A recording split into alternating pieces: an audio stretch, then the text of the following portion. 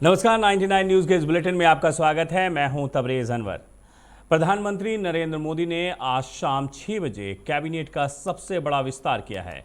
43 मंत्रियों को शपथ दिलाई जा रही है। इनमें नारायण राणे, सर्बानंद सोनोवाल के अलावा मध्य प्रदेश से ज्योतिरादित्य सिंधिया और वीरेंद्र कुमार समेत 15 नए कैबिनेट मंत्री की शपथ लेंगे।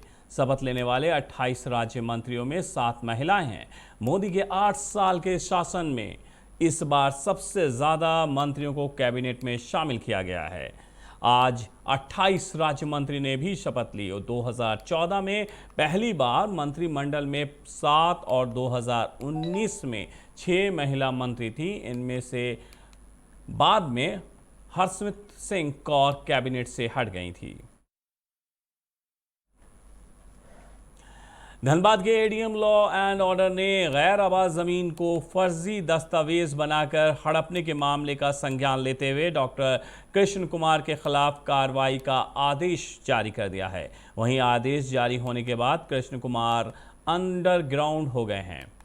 आपको बता दें कि मामला गोविंदपुर अंचल के बड़ा पिछड़ी मौजा का है, जहां कृष्ण कुमार ने सरकारी जमीन को कब्जा करने की कोशिश की थी, जबकि जिला प्रशासन ने बहुत पहले ही सरकारी जमीन होने का बोर्ड लगा रखा था।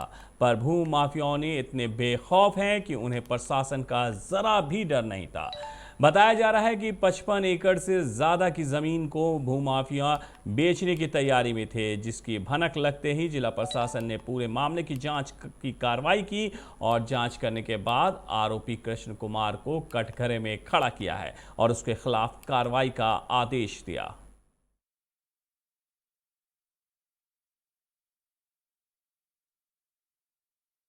लगभग 55 एकड़ की ज़मीन है और जिसमें सूचना प्राप्त हुई कि कोई श्री कृष्णा सिंह हैं जो पहले बीसीसीएल में डॉक्टर के पद पे थे या वर्तमान में हैं, हमें क्लियर आइडिया नहीं है, पर ऐसी सूचना प्राप्त हुई। तो इसके बाद अंचल अधिकारी को वहाँ पर भेजा गया। वहाँ पे जेसीबी चलाया जा रहा था, इसका एविडेंस मिला है और अंचल अधिकारी गोविंदपुर का कहना है कि उसके सारे लोग भाग गए हैं और कोई पकड़ में नहीं आ पाए। परंतु ये ज़मीन सरकारी है, इसमें कोई संदेह नहीं है। वहाँ पे सरकारी ज़मीन होने का बोर्ड भी लगा हुआ है, जैसा कि आप लोगों ने उसकी फ़ोटो भी देखी होगी।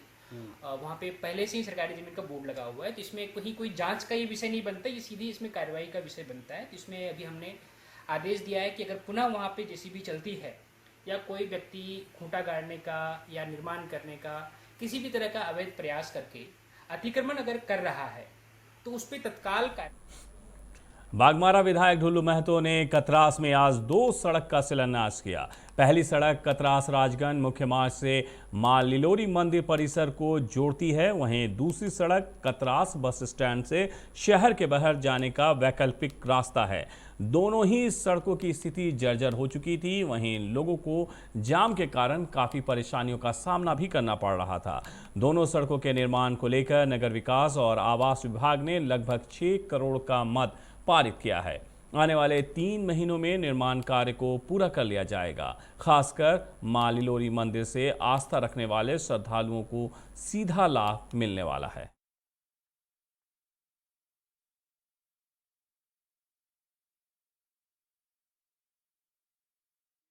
बहुत लंबे समय से इस क्षेत्र के लोगों को भावना और आस्था मां लिलोरी से जुड़ा हुआ है।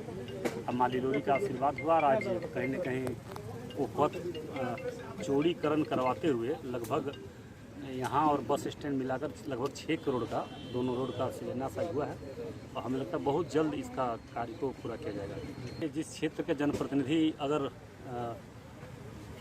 कह सकते हैं कि चिंतित होता है क्षेत्र के समस्या को लेकर, तो निश्चित तौर पर उस क्षेत्र का एक एक समस्या को निदान होता है और हमने लगातार इस क्षेत्र में एक एक समस्या को लेकर चिंतित हैं और एक एक समस्या को निदान जरूर बहुत जल्द करेंगे। धनबाद के सिग्नेचर टावर में आज आसू की समीक्षा बैठक हुई, जिसमें पूर्व मंत्री उमाकांत रजक भी शामिल हुए हैं। इस दौरान उमाकांत रजक ने कहा है कि आसू पार्टी 15 जुलाई तक प्रदेश के सभी जिलों में प्रखंड स्तरीय कमेटी का गठन करेगी। उसके बाद 1 लाख नए सदस्यों को जोड़ने का लक्ष्य रखा गया है, जिसके लिए नवंबर माह तक सदस्यता अभियान चलाया जाएगा।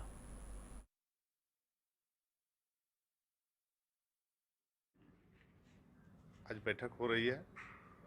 और 15 जुलाई को झारखंड प्रदेश का 260 प्रखंडों में आजसू पार्टी का पुनर्गठन होगा। उसी कार्यक्रम को यहाँ पर दिशा निर्देश देने के लिए आज की बैठक रखी गई है और पार्टी का सदस्यता अभियान 15 जुलाई 2021 से 15 नवंबर 2021 तक में 1 लाख सदस्यों को कार्यकर्ताओं के द्वारा बनवाया जाएगा। 15 सितंबर 2021 तक सभी प्रदेश के जिलों में आजसू पार्टी की कमेटी का गठन सुनिश्चित करना है। शहरी क्षेत्र में काफी मजबूत संगठन है। पिछला चुनाव में खुद मैं प्रत्याशी था नगर निगम क्षेत्र के लिए में बहुत अच्छा हम लोगों का परफॉर्मेंस मिला, संतोषजनक परफॉर्मेंस रहा।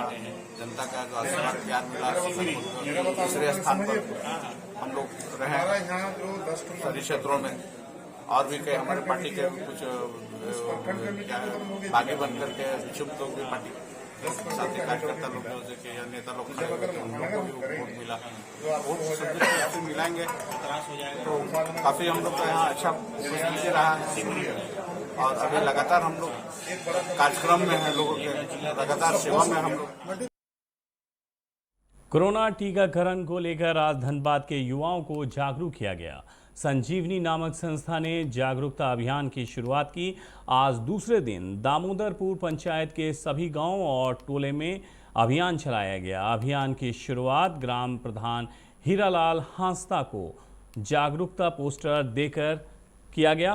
हीरालाल हांसदा ने कहा है कि टीकाकरण को लेकर आदिवासियों में काफ़ी भ्रांतियां हैं, जिन्हें दूर करने के लिए जागरूकता ज़रूरी है।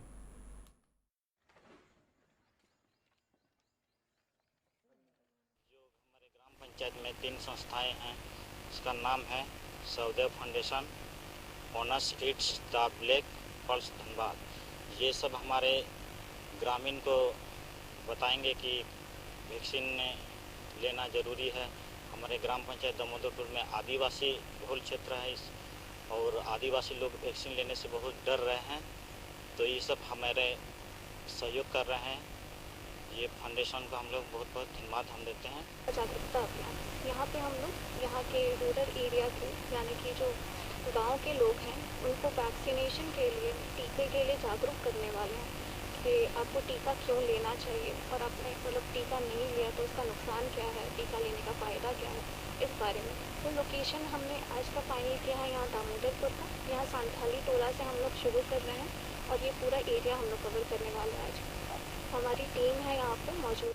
बलियापुर में विनोद बिहारी महतो की प्रतिमा स्थापित की जाएगी। इसके लिए आज बलियापुर प्रखंड के बड़ा दाहा में भूमि पूजन किया गया। भूमि पूजन में विनोद बिहारी महतो के भतीजे जय किशोर महतो, वधू गीता देवी, पौत्र अजय महतो, पौत्री अनीशा कुमारी समेत कई राजनीतिक दलों के लोग मौजूद रहे।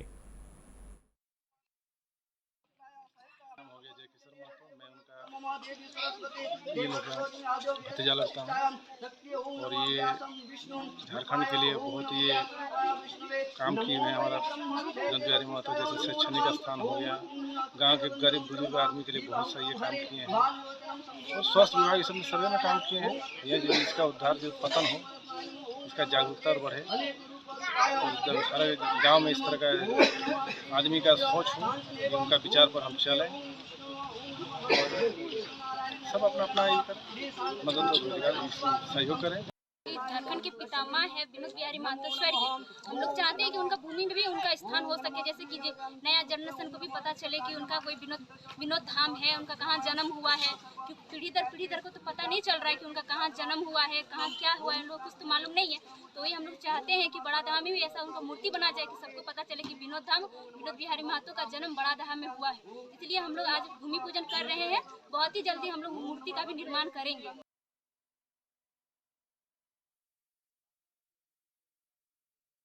संगठित मजदूरों ने लोकल सेल चालू करने की मांग को लेकर चक्का जाम कर दिया। मजदूरों ने कहा है कि कोलियरी में कोयला उठाव का काम करीब 5 महीने से बंद है, जिससे मजदूरों में भुखमरी की स्थिति उत्पन्न हो गई है। पिछले सप्ताह भी लोकल सेल को चालू करने की मांग को लेकर कोलियरी के काम को बंद कर दिया गया था, जिसके बाद एक बार फिर प्रबंधन द्वारा 1 सप्ताह का समय लिया गया था, लेकिन 1 सप्ताह बीत जाने के बाद भी लोकल सेल चालू नहीं किए जाने से मजदूरों में प्रबंधन के खिलाफ आक्रोश है।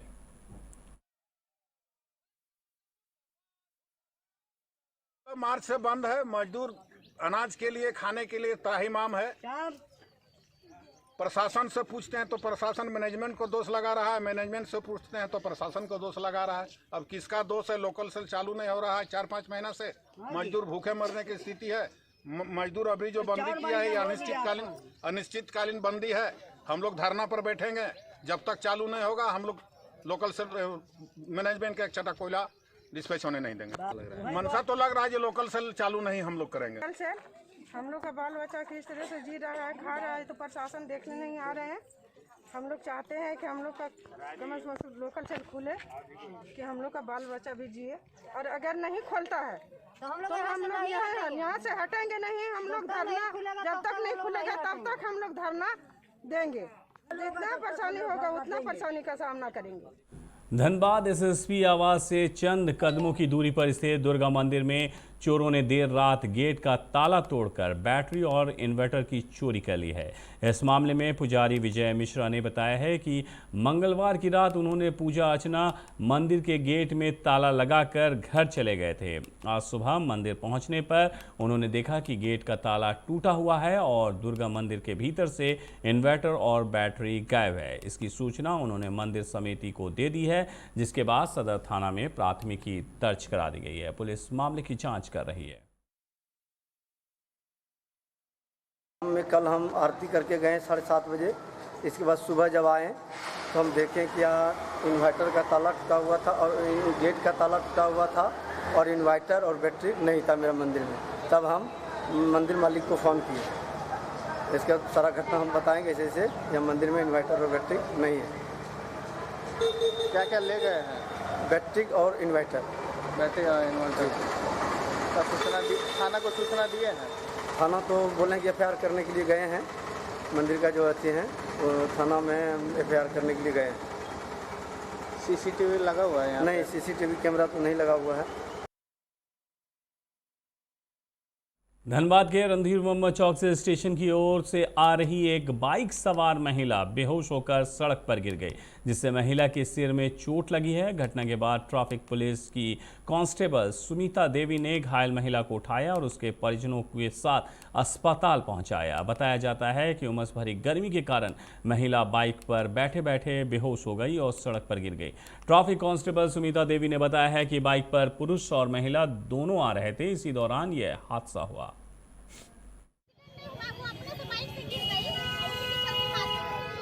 बाइक से था क्या वो?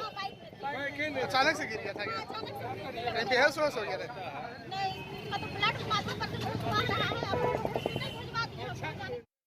99 न्यूज़ के इस बुलेटिन में मेरे साथ इतना ही। मुझे दीजिए इजाज़त। अपना बहुत ख्याल रखिएगा। नमस्कार।